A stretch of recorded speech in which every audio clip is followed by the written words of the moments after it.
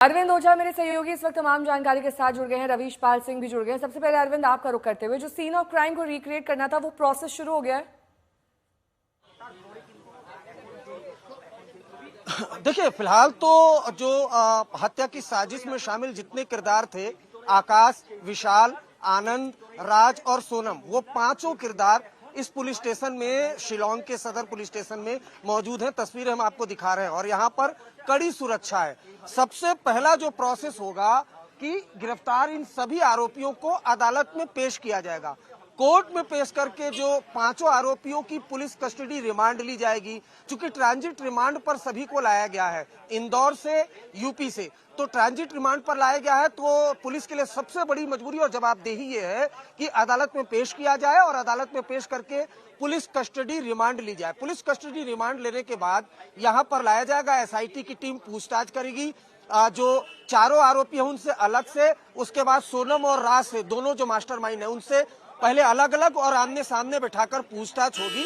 उसके बाद crime scene recreate होगा। एसआईटी टीम के मेंबर वो यहाँ पहुंच भी चुके हैं, एक के बाद एक गाड़ियां पहुंच चुकी हैं और ये मामला इतना हाई प्रोफाइल हो गया। और जिस तरह से इंदौर में एक आरोपी को थप्पड़ मारने की कोशिश की गई, उसके बाद से तो कड़ी सुरक्षा यहाँ पर देखी जा रही है शिलांग पुलिस स्टेशन में। और ये जो एसपी रैंक के अधिकारी है, देखिए यही अधिकारी है जो ऑपरेशन हनीमून जिन्होंने चलाया और कोऑर्डिनेटेड वे में जो पूरा ऑपरेशन चलाया और उसके बाद सभी आरोपियों को गिरफ्तार किया गया। तो फिलहाल पांचों आरोपी अब शिलांग पुलिस की कस्टडी में शिलांग में मौजूद है।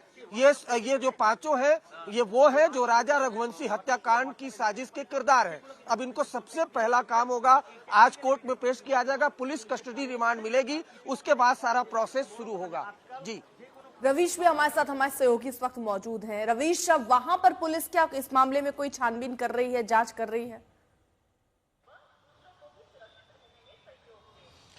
जी नहीं नेहा, इंदौर पुलिस इस मामले में कोई छानबीन नहीं कर रही है।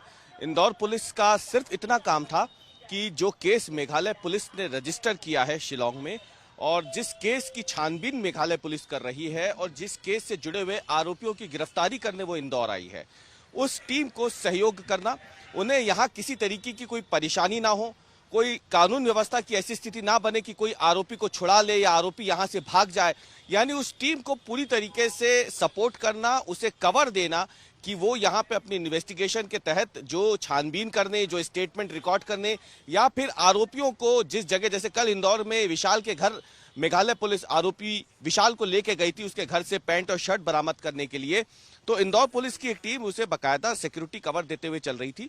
तो इंदौर पुलिस का काम इस पूरे मामले में अब तक सिर्फ इतना रहा है कि मेघालय पुलिस के साथ मिल करके जॉइंट ऑपरेशन चला करके आरोपियों को पकड़ना और इन आरोपियों को सकुशल इंदौर से मेघालय पुलिस की टीम के साथ शिलांग रवाना कर देना।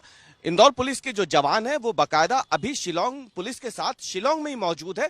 अब उनका काम खत्म हो गया है। आज जब वो ट्रांजिट रिमांड के तहत शिलांग पहुंच गए हैं तो आज शाम को इंदौर पुलिस की टीम वहां से वापस इंदौर आ जाएगी। लेकिन क्योंकि इंदौर पुलिस इस छानबीन के दौरान यहां मौजूद थी मेघालय पुलिस के साथ, तो उस सूत्रों के मुताबिक हमें इतनी जानकारी जरूर मिल गई है कि मेघालय पुलिस के पास सोनम, राज कुशवाहा, विशाल, आकाश राजपूत और आनंद, इनके खिलाफ बेहद पुख्ता सबूत मेघालय पुलिस के पास है।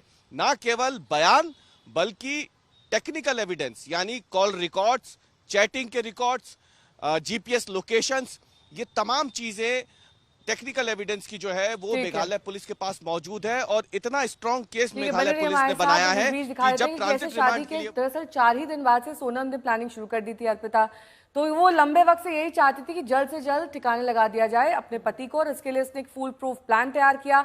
उस प्लान के कई ऑप्शंस तैयार किए। और देखिए एसपी इंदौर इस बारे में क्या कुछ कह रहे हैं, सुनिए।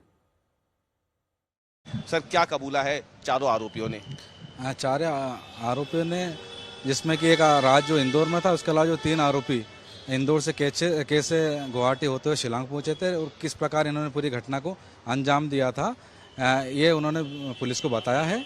और साथ में ये भी बताया कि विशाल उर्फ विक्की जो है, उसने पहले जो वहाँ से एक हथियार खरीदा था उसको राजा को पीछे से वार किया, पहला वार उसने किया।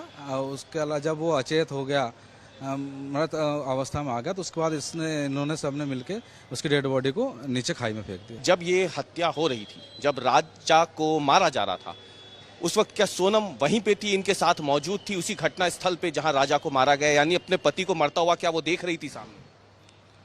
हाँ, आरोपी ने इस चीज को कबूल किया है कि सोनम भी उस समय घटना स्थल पर ही थी जब इस घटना को अंजाम दे रहे थे। जैसे आरोपी हैं, इनका घर हमने देखा, बहुत ही निम्न तबके से आते हैं, बेहद गरीब परिवार से आते हैं। क्या पैसों का कोई लालच इन्हें दिया गया था, और अगर दिया गया था तो कितने में डील हुई थी, कितने में सुपारी दी गई थी इनको राजा को मारने की? जैसा कि उन्होंने अपनी पूछताछ में बताया कि राज ने लगभग 40 से 50 हजार रुपये इनको दिए थे, क्योंकि ये जा रहे थे वहाँ गुवाहाटी और शिलोंग जाना था इनको, तो खर्चे के हिसाब से इन्होंने लगभग 40 से 50 हजार रुपये देना कबूल किया है। तो अब जो ये आरोपी हैं वो खुद ही ये कबूल कर रहे हैं कि कैसे उन्होंने इस पूरी घटना को अंजाम दिया। राजा रघुवंशी का परिवार भी कह रहा है कि राजा खुद हनीमून के लिए थाईलैंड जाना चाहता था, लेकिन सोनम ने कामाख्या मंदिर का आयोजन रखा और मन्नत का बहाना किया और राजा को गुवाहाटी शिलोंग जाने पर मजबूर कर दिया। सोनम जो है वो राजा को मेघालय जानबूझ करके लेके गई, क्या ये क्या वो जानबूझ के लेके गई है, जानबूझ के ले गई है ताकि ये अगर मरता तो मेरा रोड क्लियर हो जाएगा।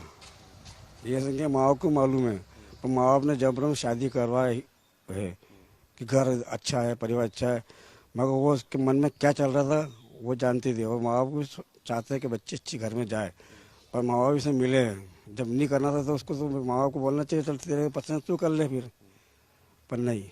आप बता रहे हैं कि इनको हनीमून पे कहीं और जाना था, लेकिन बाद में वो दबाव बना के यहाँ ले गई। हाँ, उसको दबा के बोला कि नहीं अपने यहाँ चलेंगे, बहुत अच्छी जगह है, जबकि मेरा बेटा इतनी दूर कहीं जाता ही नहीं है। ये दबा लेके गए और बोले चेन वगैरह से पहन के आना।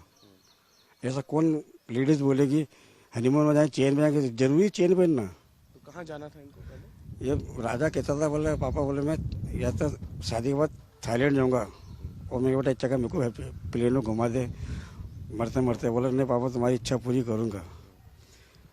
थाईलैंड जगह वो मौत की जगह चला गया। ठीक।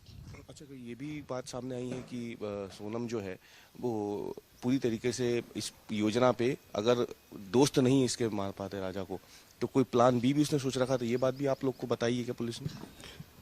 पुलिस ने अगर ऐसे कोई मगर उसके प्लान मारने का ही चल रहा था उसके दिमाग में, बस कि इसको रास्ते हटाना जरूरी है, नहीं हटेगा तो मेरा प्रेम पुराना नहीं मिलेगा।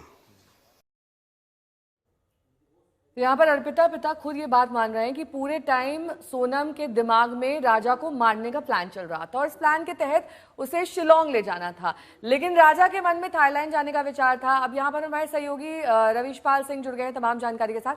रवीश, प्लान के तहत पहाड़ों पर ले जाना था, किसी खाई में फेंक देना था ताकि लाश बरामद ना हो, पूरा मैटर उलझ जाए, ये सब कुछ सोनम के दिमाग में एक शातिर कातिल की तरह चल रहा था। लेकिन उस जगह का चुनाव पहाड़ियों की वजह से किया गया या फिर वहां से उसका एस्केप आसान होता, वो वापस यहाँ इंदौर तक पहुंच पाती? क्या चल रहा था, क्या मान रहे हैं अब घर वाले? जी बिल्कुल नेहा, बिल्कुल सही सवाल है आपका, क्योंकि ये जो जगह है ये खास तौर से चुनी गई थी। ये जो हमारे सूत्र बता रहे हैं कि जानबूझ करके ये जगह चुनी गई थी एक पूरी प्लानिंग के तहत, ताकि घर वालों को बिल्कुल शक ना हो, और जब तक घर वालों को शक होता है या कोई किसी और को शक होता तब तक सोनम अपने प्लान में सफल हो चुकी होती। लेकिन यहाँ उसने एक गलती कर दी जिसके बारे में अभी पुलिस खुल करके सामने कुछ नहीं बता रही है। सोनम ने इस जगह को इसलिए चुना था कि एक तो ये बहुत गहरी खाई थी, एक टूरिस्ट स्पॉट था और घना जंगल था, बारिश लगातार हो रही थी, मौसम यहाँ हमेशा खराब रहता है, तो इस बात का पूरा भरोसा था सोनम को कि जब वो यहाँ पे राजा रघुवंशी यानी पति की हत्या कर देगी तो उसके पास एक एस्केप रूट तैयार होगा, और वो ये बताएगी, वो कई दिनों तक गायब रहने के बाद ये बताएगी कि उसे यहाँ से किडनैप कर लिया गया था, उसे कहीं और ले जाया गया था पति को मारने के बाद। झगड़ा हुआ है, झगड़े के बाद पति को मारा गया है और बाद में मुझे कहीं और ले गए हैं, मैं वहां से बच के निकली हूं। उसके मन में तो ये प्लानिंग चल रही थी, लेकिन सबूत कहां पे उसने छोड़ दिए ये बड़ी बात है। उसने टेक्निकल सबूत काफी सारे छोड़ दिए थे। कई सीसीटीवी कैमरे में सोनम उन आरोपियों के साथ मेघालय पुलिस ने उसे रिकॉर्ड जब्त किया है। तो ये देखिए, ये टेक्निकल पूरी एविडेंस के प्लानिंग तौर पे जैसे कॉल रवीश, रिकॉर्ड जैसे हम सुन रहे हैं, शादी एक तरफ चल रही थी, दूसरी तरफ ये साजिशों की प्लानिंग चल रही थी। सोचिए जरा यार नेहा, कितना जबरदस्त है ये कि आप एक तरफ साजिश रच रहे हैं और शादी के पूरे फंक्शंस भी अटेंड कर रहे हैं,